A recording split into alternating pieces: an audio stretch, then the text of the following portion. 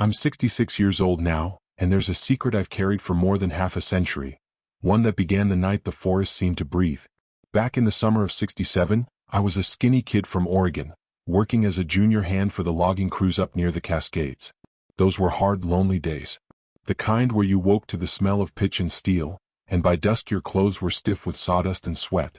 I slept in a lean-to built of scrap boards and canvas, surrounded by trees that groaned like old men in their sleep. The nights were the worst, so quiet they had weight. You could hear your own heart counting down the hours till morning. That evening, a storm had been crawling across the ridge all day, slow and mean. By sundown the sky looked torn open, gray bleeding into black. The men had already turned in, muttering about lightning strikes and bad omens. I stayed behind to pack the gear, pretending I wasn't scared of the thunder rolling closer. I remember the smell of wet bark, the metallic bite of rain hitting the tin roof. I remember how my lantern flickered, stretching shadows across the muddy floor. And I remember the sound, heavy, deliberate, not the shuffle of a bear or the snap of deer hooves. Something walked just beyond the doorway, tall enough that its outline brushed the beam of light through the crack in the wall. At first I thought it was a man. But no man I knew moved like that, each step slow and careful, as if it understood how sound carried. The rain softened, and in the stillness I could hear its breathing, deep, steady, almost human. My throat went dry. I reached for the flashlight, but my hand was trembling too much to aim it right. When I finally managed, the beam hit a shape crouched just outside. Massive shoulders matted with wet hair, eyes reflecting back a strange amber-green light. Not animal, not entirely. I dropped the light and stumbled backward, the metal edge of a toolbox slicing my palm open. The smell of blood hit the air, sharp as rust. Then came a sound, low, mournful, like a question spoken without words. That broke me. I ran out into the storm, mud splashing my boots, lightning clawing the sky behind me. I didn't tell anyone. The next morning I wrapped my hand in my shirt and said I'd cut it on wire. The older loggers just grunted. Nobody asked. But I kept replaying that sound in my head. It wasn't a growl. It wasn't angry. It was lonely. And it followed me. For weeks afterward, I'd wake in the dark to the echo of it, half believing it was outside my tent again. Sometimes I'd step out with a rifle, heart pounding, and find only the whisper of wind through cedar. Other nights, I'd swear I saw movement by the tree line, a flicker of shadow that vanished when I blinked. I told myself I was imagining things. But deep down I knew better. By late August, curiosity gnawed at me worse than fear. I began leaving bits of food by the creek, jerky, apples, once even a biscuit wrapped in wax paper. In the morning they'd be gone. Sometimes the wax paper would be folded, not torn. Once I found pine cones arranged in a ring around the spot, small to large, like someone had been counting. I laughed at first, thinking some prankster from camp was having fun at my expense. But the pattern kept changing, circles one day, triangles the next. It felt like a conversation, though I didn't yet understand the language. I started speaking out loud while I worked, talking about my father, about the news from Vietnam, about the feeling that life was something happening just beyond my reach. It made me feel less alone, and maybe that was enough reason to keep doing it. The autumn came early that year. Frost silvered the grass by dawn, and the hills burned red with maples. One morning I found my old pocket knife resting on the stump where I'd left food. The blade was cleaned, oiled even. Someone, or something, had taken the time to care for it.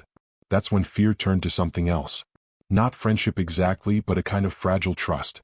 I started staying longer by the creek, waiting after dusk, listening to the forest hum. There were nights the fog was so thick it felt alive, curling between the trees like breath. Once, when the fire popped and I looked up, I saw it across the water, tall, still, half concealed by alder trunks. The moon caught its face just enough for me to see the contours. Broad cheekbones, deep-set eyes, a mouth that wasn't snarling but studying. My chest locked. I raised my hand, palm outward. It hesitated, then slowly mirrored the gesture. The distance between us felt as thin as smoke. Neither of us moved for what felt like minutes. Then, as if deciding something, it turned and slipped back into the mist. I sat there shaking, the fire dying down to embers. My skin was damp with sweat despite the cold. Every instinct told me to run, to forget. But another voice whispered that I'd been chosen, to see something sacred, something most men never would. I didn't sleep that night. I just watched the dark forest until dawn, half hoping it would return. Days passed. Then weeks. The logging season ended and the crews dispersed. I stayed behind a few days longer, saying it was to finish repairs on the trail markers. In truth, I couldn't bear to leave without one more sign. Each morning I walked the ridge, tracing the same path to the creek. I began to notice small things I'd missed before: trees marked with 3 vertical scratches, stones stacked in pairs along the riverbank, the faint musky scent that wasn't bear, wasn't elk. The forest felt aware, like it was watching me watch it. And somehow that didn't frighten me anymore. On my last night there, a dry wind swept down from the peaks, carrying the smell of distant smoke. I built a fire near the water and sat with my hands open toward the flames. The stars came out one by one, sharp and bright. Somewhere out in the darkness, an owl called and another answered. Then came the sound I'd been waiting for, a low rhythmic knock like wood on wood. 3 times. Pause. 3 again. My breath caught. I stood, heart racing, listening. It came again, closer this time, echoing across the valley. I wanted to call out, but my voice was gone. I just stood there, every hair on my arms rising. The sound stopped. The silence afterward was so complete it hurt. And then, from the edge of the trees, a figure stepped into the starlight. Massive, fur glinting with frost, eyes shining faintly gold. It didn't approach, only watched me. My mind blanked. I remember lifting the apple I'd brought and placing it gently on the ground between us. My hand trembled, but I forced myself to step back. For a long while nothing happened. Then it moved forward, slowly, cautiously, and picked up the apple. I saw its fingers, thick but careful, almost human. It sniffed the fruit, then looked at me again, holding my gaze. In that moment, every fear I'd ever carried seemed small. What stared back wasn't a monster. It was something older, sadder, maybe wiser than I could ever be. A gust of wind swept through, scattering ash from the fire. When I blinked, it was gone, vanished into the blackness as if it had never been there. The only proof was the faint warmth in the dirt where it had stood. I stayed there until the fire burned out, the forest silent again. My hand still stung from the old cut, but the ache felt almost holy. Before I left at dawn, I carved 3 small lines into a birch tree by the creek. Not as a claim, but as a promise that I'd come back. And that I'd remember. That morning, mist hung low over the valley, soft as breath. The men were gone, the road already swallowed by fog. I took one last look at the ridge where I'd seen it standing, and something inside me shifted. I didn't have words for it then. I only knew I wasn't the same boy who'd come into those woods looking for work. I was leaving with a secret that would outlive me whether I wanted it to or not. I didn't know then, but that night had changed everything. The forest never truly left me. Even after I moved away, married, and wore the uniform of the Forest Service, its voice clung to my bones. By the late 70s, I'd traded the boy's curiosity for a man's discipline, yet every time the wind combed through pine, it carried that same deep whisper, the kind I'd once mistaken for loneliness. They assigned me to the Northern District, the same ridges I'd worked as a kid. Most rangers avoided it, claiming the roads washed out too often, that radios died for no reason. I volunteered. Maybe part of me was hoping to see him again, though I'd never dared say it aloud. Some secrets you don't confess, they breathe beside you in silence. Those were long patrols, the kind that began before dawn when frost still pinned the grass flat. I'd drive an old Ford up through switchbacks, engine echoing against the cliffs, stopping to mark fallen trees and boundary lines. Every sound out there carried memory, the rattle of my thermos lid, the slow pop of the truck's frame cooling after hours on gravel. Yet beneath it all was another rhythm. At first I thought it was imagination, but then I began noticing patterns. Trees marked with 3 scratches again, sap hardened along the grain like old scars. I'd find stones stacked in careful towers near creek beds, the way a child might leave a message. That was when I started leaving food again, jerky wrapped in paper, half a sandwich, an apple when I could spare one. Always on the same flat rock near the old birch where I'd carved those lines years before. It didn't happen quickly. Weeks passed, maybe months, before I noticed signs in return. Sometimes the food was gone, replaced by small gifts: wildflowers bound in grass, smooth river stones, one with a streak of quartz through the middle like lightning trapped in rock. Once a feather. I'd sit there in the evenings, letting the forest speak in its quiet way. The longer I stayed, the less human I felt, like the trees were rewiring something inside me, teaching me how to listen again. I began to think he'd been watching all along, testing my patience, waiting for me to grow into something worth trusting. The night he came back, the world was drenched in the smell of rain and wood smoke. I was camped near the Boundary River, warming my hands over a small fire, when the air changed, thickened somehow, charged with a kind of awareness. My breath slowed without meaning to. Then I heard it, not the heavy steps I remembered, but a careful approach, deliberate and slow. Sparks lifted off the fire like tiny souls, and through that flickering veil I saw him again. He was larger than memory, fur shot through with silver, face lined with years. His eyes caught the firelight, not wild but wary, curious. I didn't move. I just whispered, "Hello, old friend," though I wasn't sure if it was my voice or the forest's. He came closer, each step silent despite his size. I held out my hand, palm up like before. He studied it, head tilted, the rain dripping from his brow in steady rhythm. When he raised his own hand, a mirror of mine, it wasn't a trick of light this time. Flesh and shadow met. The space between us dissolved into something sacred. No roar, no fear, only the steady pulse of two lives recognizing each other across time. His breath carried the scent of earth and moss, and I felt an ache so deep it bordered on grief. I knew in that instant I'd spend the rest of my life protecting him. Over the next few years, we met in stolen moments. Never closer than the line of the creek between us. Sometimes I'd talk, and though he never spoke back, he'd make low sounds, tones that vibrated through the air like music pressed into bark. I came to understand them as answers of sorts. Comfort, warning, farewell. I started recording some on my old tape deck, keeping them hidden in my ranger cabin. I didn't share them. The world wasn't ready to hear what lived beneath its own noise.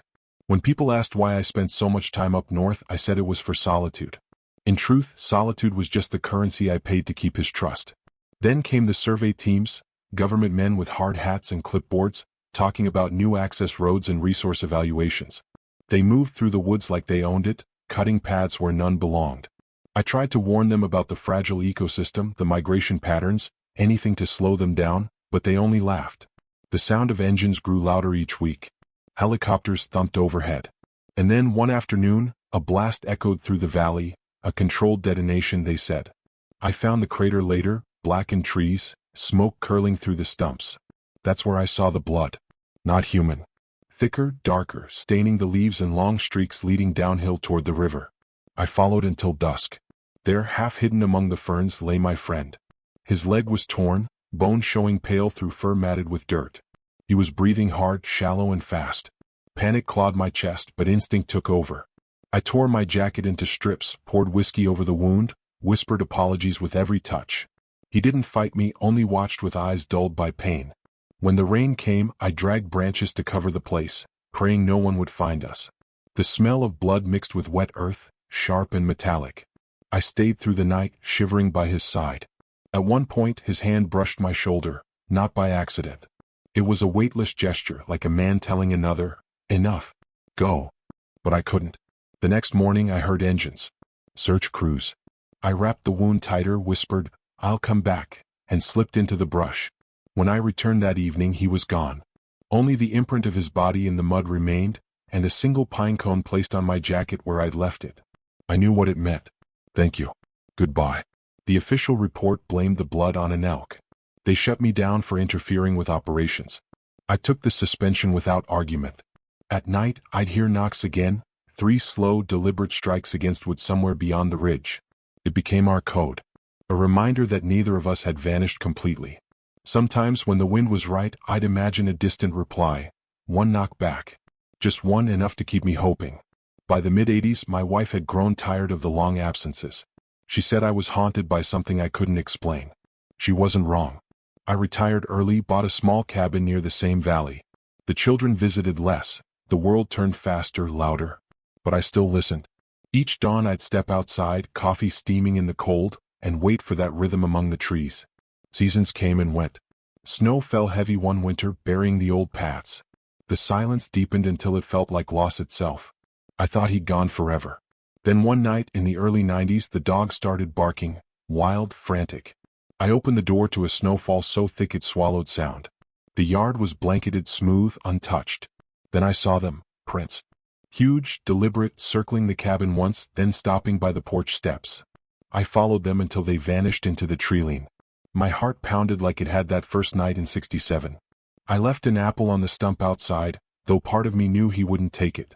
By morning, the snow around it was cleared, brushed away carefully, not melted, as if someone had swept the space clean. I stood there long after the sun rose, watching the frost catch light on every branch. The air was still, almost reverent. I realized then that what we'd shared wasn't just survival, it was memory. Two beings trying, in our own ways, to keep something wild alive against the noise of the world.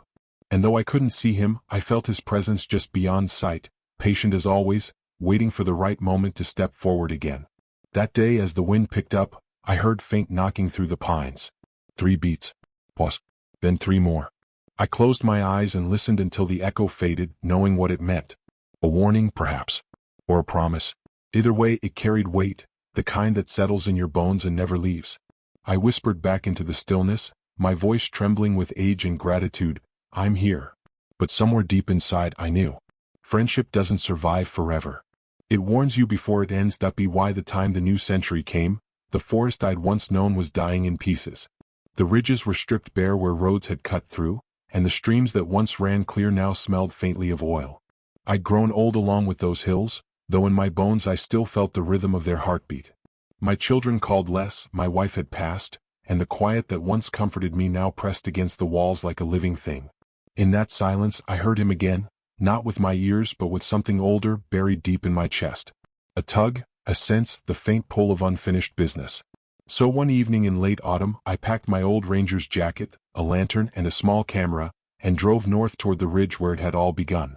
The drive took longer now, the roads were cracked, littered with warning signs about fire danger and unstable soil. I parked where the gravel ended, the same spot where decades earlier I'd left my truck when I was still young and quick. The air smelled of ash even before I reached the treeline. The forest greeted me like an old friend grown sick, bark flaking, trunks hollowed by insects, the undergrowth brittle beneath my boots. I moved slower than before, leaning on a stick I'd carved myself, each step accompanied by the faint rasp of my breath. But every sound, the creak of limbs, the cry of crows, felt charged as though the place recognized me. I wasn't trespassing. I was coming home.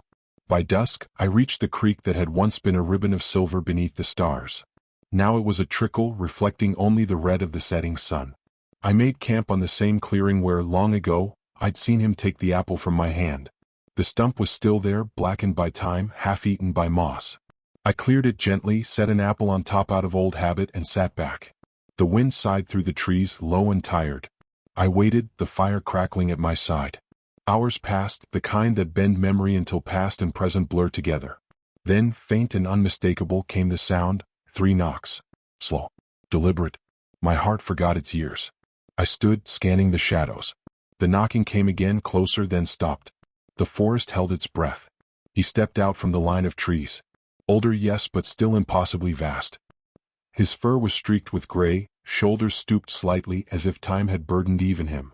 His eyes found mine, and in them I saw the same unbroken thread that had bound us all these years. For a long moment, neither of us moved. The world shrank to that small circle of firelight, 2 old creatures meeting at the edge of extinction. I spoke his name then, or the sound I'd once used for him, a rough syllable I'd shaped from his own calls.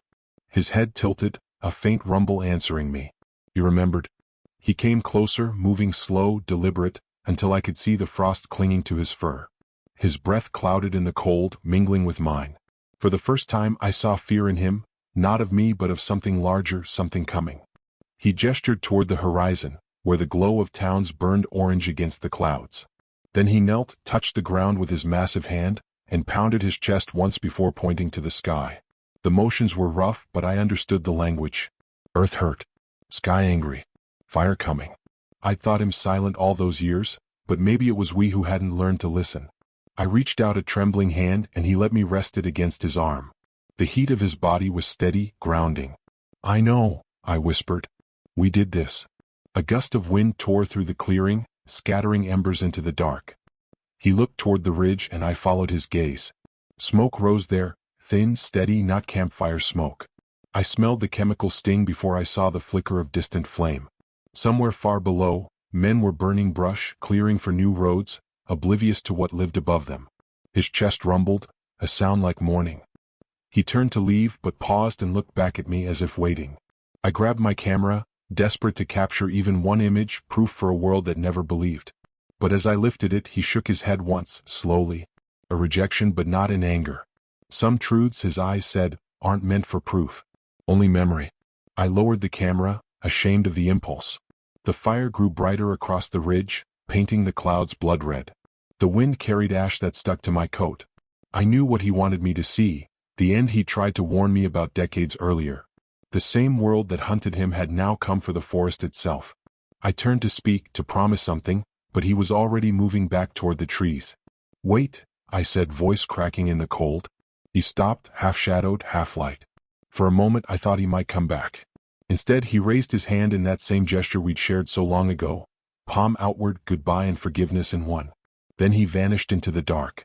The fire on the ridge roared louder. By dawn the entire valley was choking with smoke. I tried to go after him, but the heat forced me back. Branches snapped like bones, embers swirled around me in angry halos. When the first helicopter appeared, I waved it away. They wouldn't understand. To them it was just another wildfire. To me it was a burial. When the flames finally died days later, the forest was gone. Blackened trunks stood like gravestones, and the creek was nothing but mud. I searched for days, sifting through ash, until I found a single footprint pressed deep into the riverbank. It led toward the water and ended there, swallowed by the current. I knelt beside it, hands shaking as I traced its outline. The mud was still damp, soft as skin. It hadn't been long. He'd gone where no fire could follow. I brought nothing back with me but silence. The world around me moved on, construction crews, tourists, hunters, but I couldn't forget the look in his eyes that last night. The warning wasn't for me. It was for all of us. We'd broken the pact long before we knew there was one. Years passed and the recordings I'd made grew brittle, the magnetic tape fading with time. I thought about releasing them, but what good would it do? No one listens until it's too late. Now I live by the edge of what's left, a cabin surrounded by regrowth. Saplings where giants once stood. I spend my days mending fences and my nights watching the tree line. Sometimes, when the fog rolls in thick and heavy, I hear it again. 3 knocks, faint but certain. Maybe memory playing tricks, maybe not. I don't go looking anymore. I just sit and listen. The air still holds his scent after rain, earth, pine, and something ancient that language never touched. I think he's still out there, in the hidden pockets where men haven't yet learned to destroy. I've written this down not to convince anyone, but because secrets rot when left alone too long. The world is louder now, machines, engines, greed, but beneath it the old rhythm still beats. If you stand in the forest long enough, still enough, you'll feel it under your feet. The breath of something greater, waiting, watching, remembering. Last week, the wind shifted, carrying the smell of smoke again. It came from the north this time, where new logging routes are planned. I stepped outside, cane in hand, and stared at the horizon. The sky pulsed orange just like that night long ago. For a moment I thought I heard it again, the knocking, slow and desperate, echoing through the hills. I whispered into the dark, "I remember." The air was hot against my face. Somewhere beyond the glow, something answered, low, distant, mournful. It might have been thunder. It might have been him. When the first ash fell, soft as snow, I closed my eyes and smiled. I could almost see him there, standing where the trees used to be, his hand lifted one last time. The warning was never about their extinction. It was about ours. The world would go quiet again someday, and when it did, maybe we'd finally hear him clearly.